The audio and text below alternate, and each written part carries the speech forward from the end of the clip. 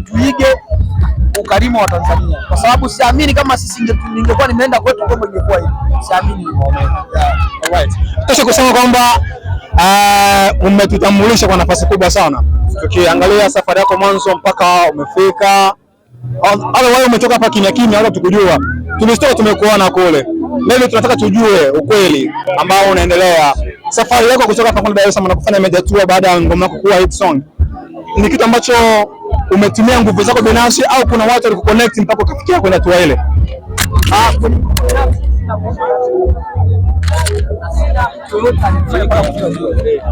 Kubwa kwanza ni wimbo wa Tizmatemu, watu kutoa tena wimbo wa Tizmatemu kwa watu.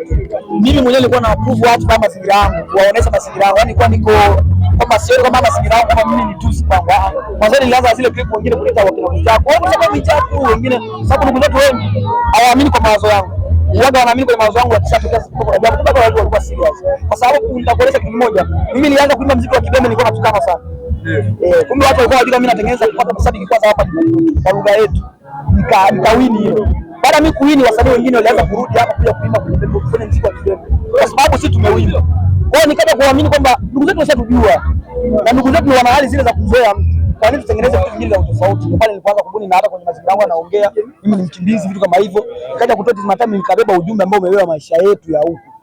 Kwa hiyo Tizmatemu ilipokelewa kwa kubwa na sina ujanja wowote kwamba nifanya kitu chochote kile, hamna, ni watu tu walipenda. Na kikubwa tuzingatieni mitandao ya kijamii. Kwa sababu TikTok, Instagram unaweza kuonekana sehemu yoyote bila hata mtu kusubscribe wala kufollow kitu chako. Yaani vyote na kuona. Kwa kubwa sina ujanja wowote na kuna mtu ambaye wamefanya nyangwa hiyo. Lakini sasa baada ya Tizmatemu kuwa kubwa ndio wakaja wadau kama mlimuona mzee wangu Madii kaisapoti. Baada ya kusupport akanipeleka kwa Chino vitu kama hivi. Lakini sina ujanja wote. Ndio watu wanasema nimelipa nifanya hivi. Waache kuongea na kupotosha jamii kwa sababu mimi sina hela kumlipa Chino. Sina hela kumlipa Madii anitembeze kwenye gari ya Range. Sina hela.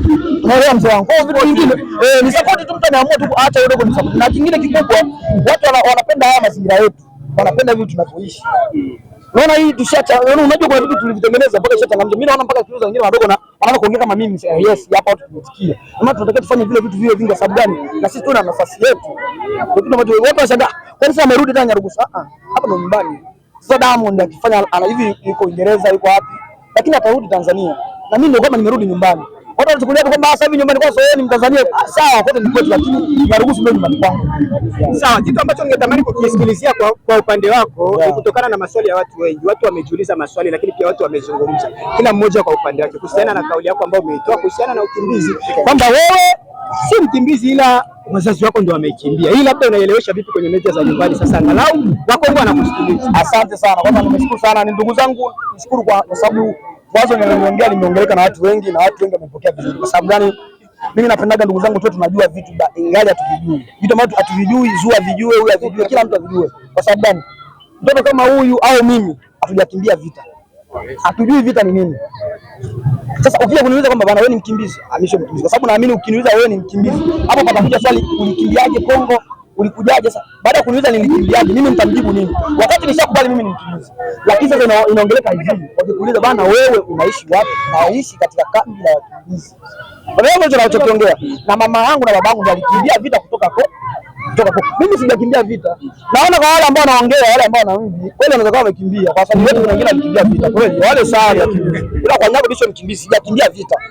Ila mimi ni mtoto wa mkimbizi. Naelewa tunachokiongea. Kwa kikubwa tuwe tunaelewesha vijana wetu hawa watoto wetu kwa sababu kesho kutwa hawa wanaweza wakakubali wakataka kuwa wachukue uraia wa Tanzania. Wanaruhusiwa, hata mimi sababu mimi nimezaliwa Tanzania naruhusiwa.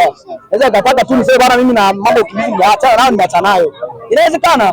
Lakini kama mtoto wetu ametaka kwamba hivyo atamuuliza sawa wewe ni nani? Utakuja mtu anakuambia mimi ni mkimbizi. Au ulikimbia Kongo lini? Huyu atamjibu nini mtangazaji? Au atajibu nini migration? Hajui. Kwa hiyo mimi ukienda kuniuliza vile ya ukimbizi na kwambia muulize mama yangu. Mimi si mtoto. Kwa kikubwa mimi ni mtoto wa mkimbizi. Na ndio maana naitwa mkimbizi. Sawa, maswali yangu mawili ya mwisho alafu niwachie wengine. Swali la kwanza ni kuhusiana labda na upinzani ambao ulipo mpaka sasa. Kwa maana amekuwa msanii ambaye